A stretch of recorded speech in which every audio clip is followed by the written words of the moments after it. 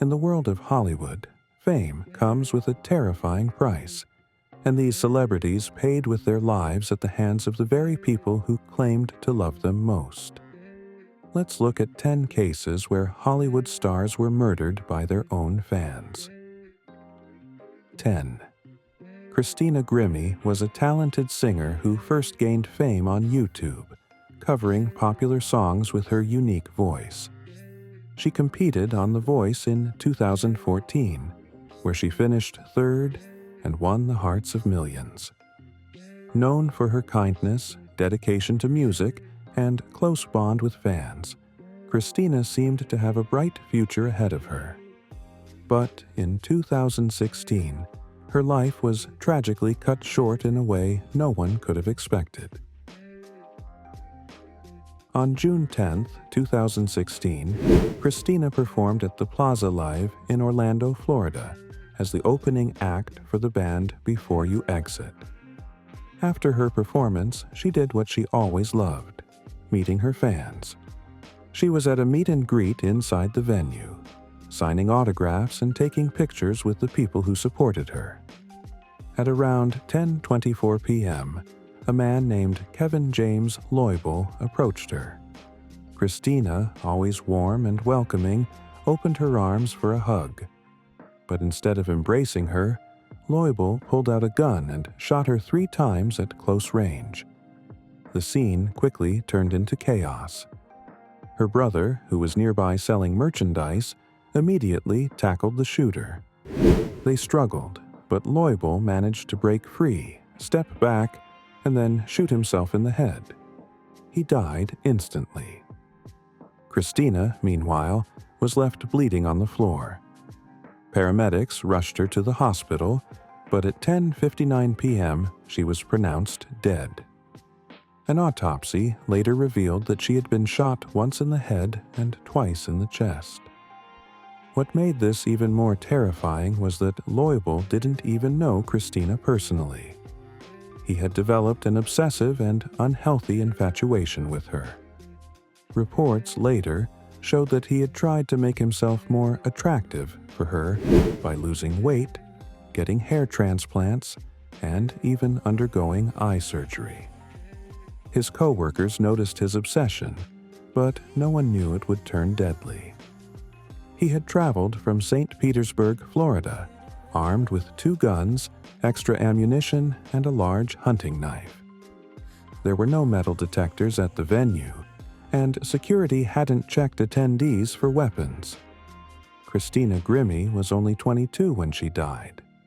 Sadly, she wasn't the first rising star to have their life stolen by a stalker.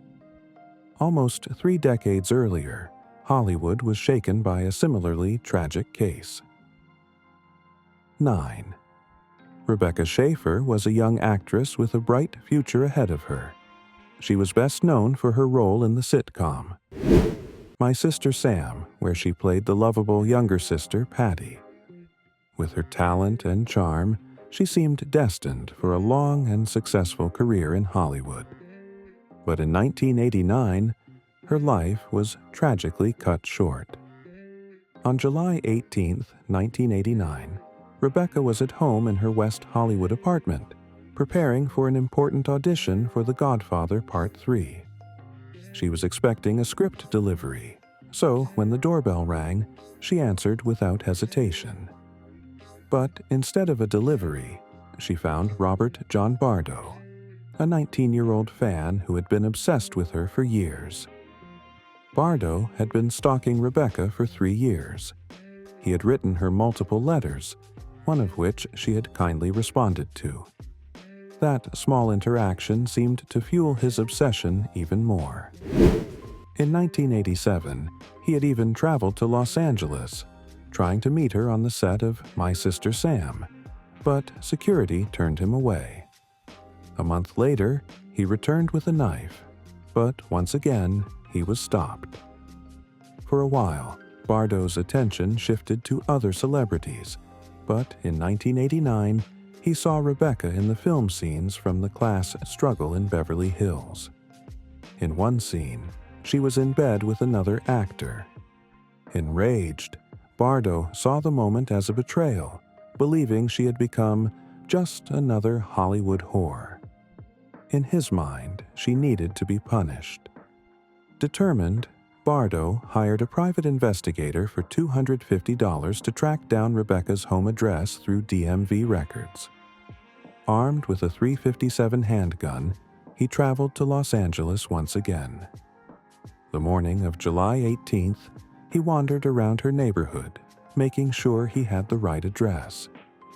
Then he rang her doorbell.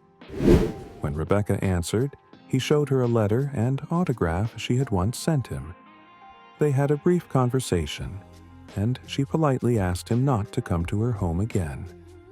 He left, but returned an hour later. This time, Rebecca seemed less welcoming. Bardo later described her as having a cold look on her face. In response, he pulled out his gun and shot her in the chest at point-blank range. As she fell, she managed to say, "Why? Why?"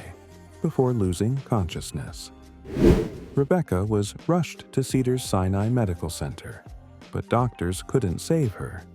She was pronounced dead just 30 minutes after she arrived. She was only 21 years old. Rebecca Schaefer's death led to changes in privacy laws, but that still wasn't enough to stop the next tragedy. 8. Gianni Versace was one of the most influential fashion designers of his time. He built a luxury empire that included clothing, accessories, fragrances, and even home furnishings. He was also known for revolutionizing the fashion world by turning supermodels into celebrities before it was even a trend. Names like Naomi Campbell and Christy Turlington frequently walked his runways.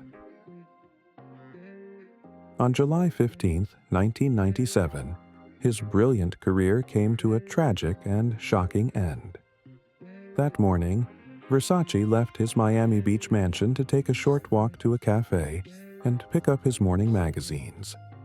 Normally, his assistant would run this errand, but on that particular day, he decided to go himself.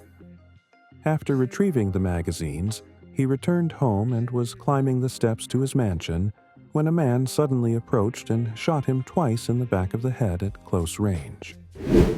Versace was rushed to Jackson Memorial Hospital, but it was too late. He was pronounced dead at 9:21 a.m. He was only 50 years old. His killer was a man named Andrew Cunanan, a serial murderer who had already killed 4 other men.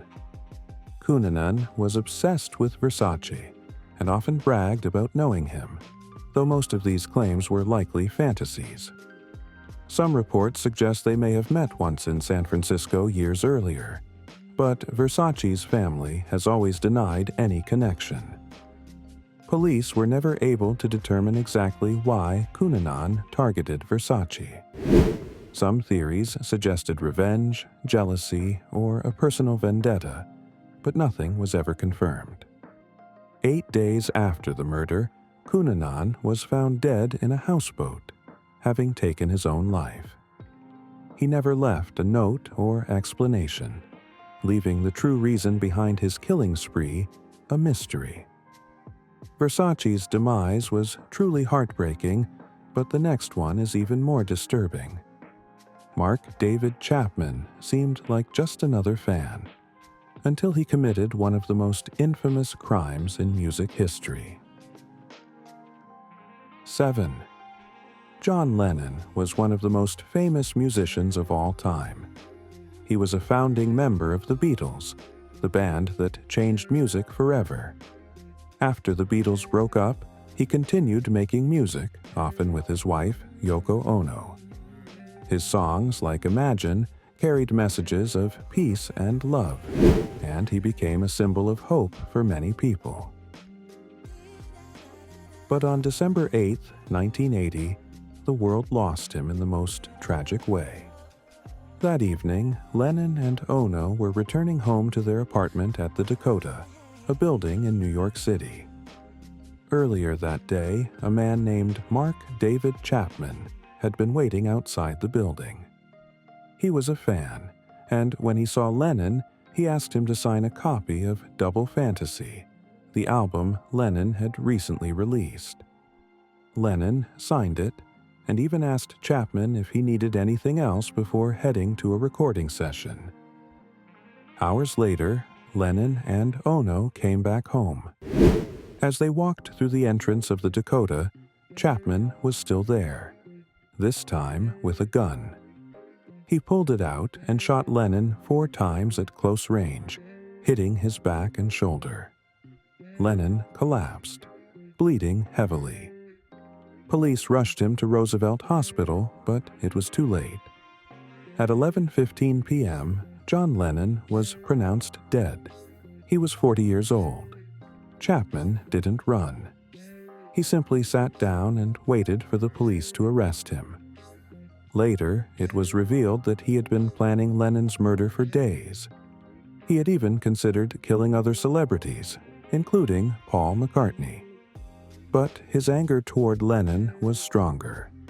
He was upset over Lennon's 1966 comment that the Beatles are more popular than Jesus, and believed Lennon was a hypocrite for living a wealthy lifestyle while preaching about peace. Chapman pleaded guilty to second-degree murder and was sentenced to 20 years to life in prison. His requests for parole have been denied multiple times. Lennon's murder shook the world, but years later, another music icon suffered the same fate at the hands of a fan. 6th, Dimebag Darrell was one of the greatest guitarists in heavy metal. If you've ever listened to Pantera, you've heard his signature sound: wild, shredding solos and heavy, groovy riffs. After Pantera broke up, he started a new band, Damageplan, with his brother Vinnie Paul. They were trying to build something new, but tragedy struck before they really had the chance. On December 8, 2004, Damageplan was playing a show at a small club in Columbus, Ohio, called Alrosa Villa. It was supposed to be a regular night of live music, but it turned into something horrific. As the band started playing their first song, a man named Nathan Gale jumped over a fence, ran into the club, and rushed the stage. He pulled out a gun and went straight for Dimebag Darrell, shooting him in the head at close range. Fans thought at first it might be part of the show, but it quickly became clear that this was real. Gale didn't stop there. He kept shooting, killing 3 other people: Nathan Bray, a fan who tried to help Dimebag; Jeff Mayhem Thompson, a crew member who tried to stop Gale; and Aaron Hawk, a club employee. Chaos broke out as people screamed and tried to escape. Some brave fans and security guards tried to stop the gunman, but he kept firing. In the middle of all this, a police officer named James Niggemeyer arrived. Gale had taken a hostage, and things could have gotten even worse. But from about 20 feet away, the officer fired 1 shot, killing Gale instantly and ending the attack. The motive for the shooting was never entirely clear, but people who knew Gale said he was obsessed with Pantera. Some reports suggested he blamed Dimebag for the band breaking up. Others said he believed Pantera had stolen his music, an idea that didn't make any sense but hinted at deeper mental health issues. Dimebag Darrell was only 38 when he died. The entertainment industry has lost many talented people at the hands of deranged killers. One such story is that of Selena. 5. Selena Quintanilla was a rising star, a beloved singer who was often called the Queen of Tejano music. She had a beautiful voice, an infectious smile, and a way of connecting with people that made her unforgettable. By the early 1990s, she wasn't just a music sensation. She was also a fashion icon and a successful businesswoman running her own boutiques.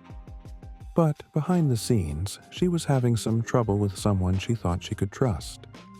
That person was Yolanda Saldivar. Initially, Saldivar was just a fan, but she became the president of Selena's fan club and, later, the manager of her boutiques. At first, Selena saw her as a loyal friend and supporter, but her father, Abraham Quintanilla Jr., began hearing reports that fans had paid for memberships to the fan club but never received anything in return. When he investigated, he found out that Saldivar had been stealing money, more than $30,000. In March 1995, Selena, her father, and her sister confronted Saldivar about the missing funds. Abraham banned her from seeing Selena, but Selena wasn't ready to completely cut ties.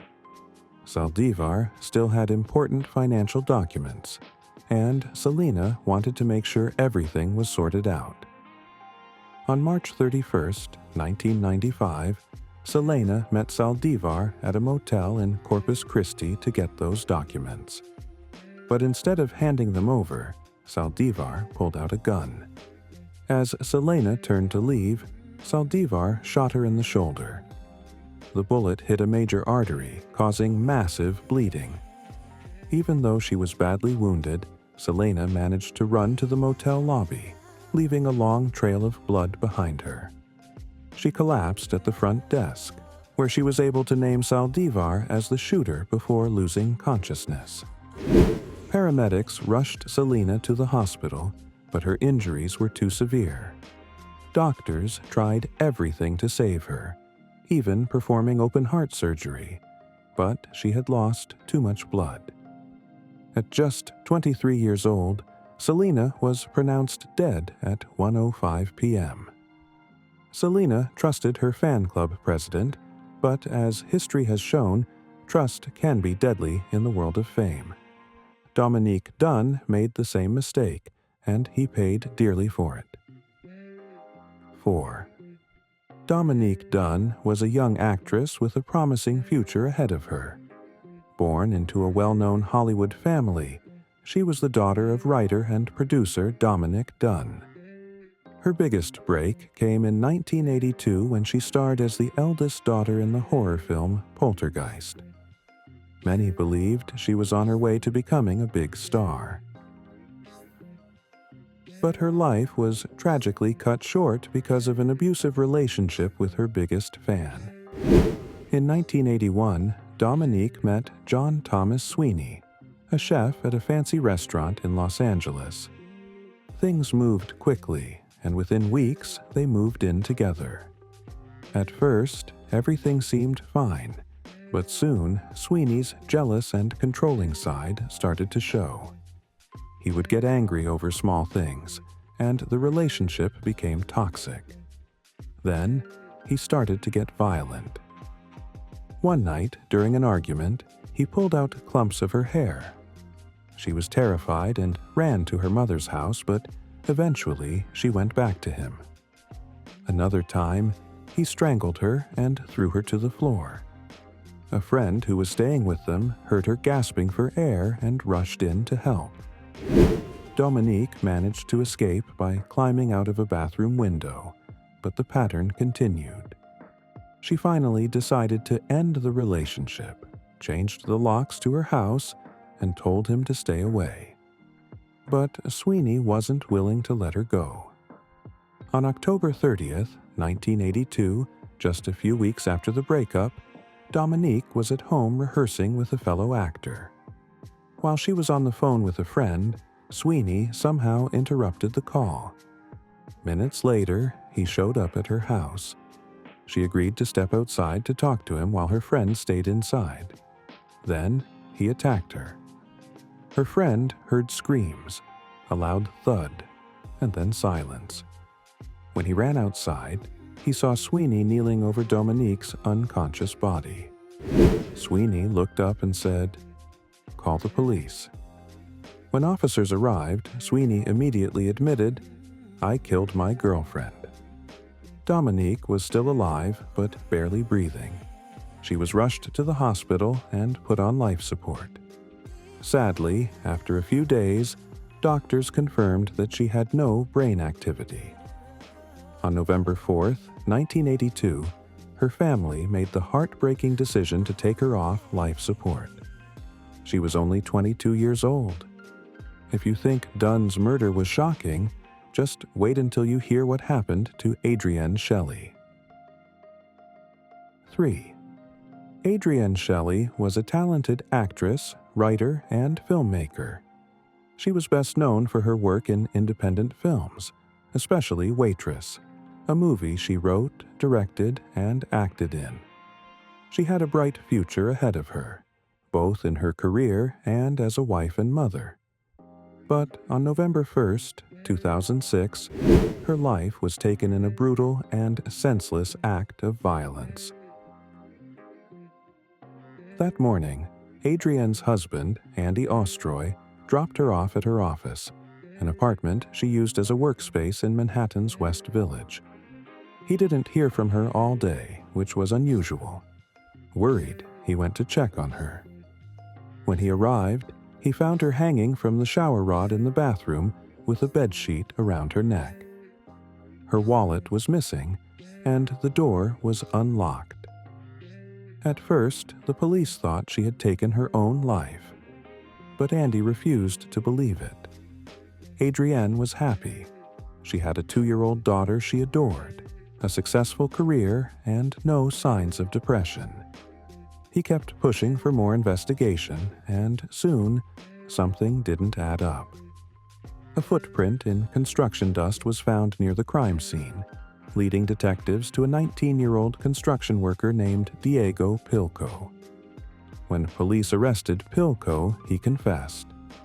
He first claimed that Adrienne had confronted him about construction noise, and in a panic, he attacked her.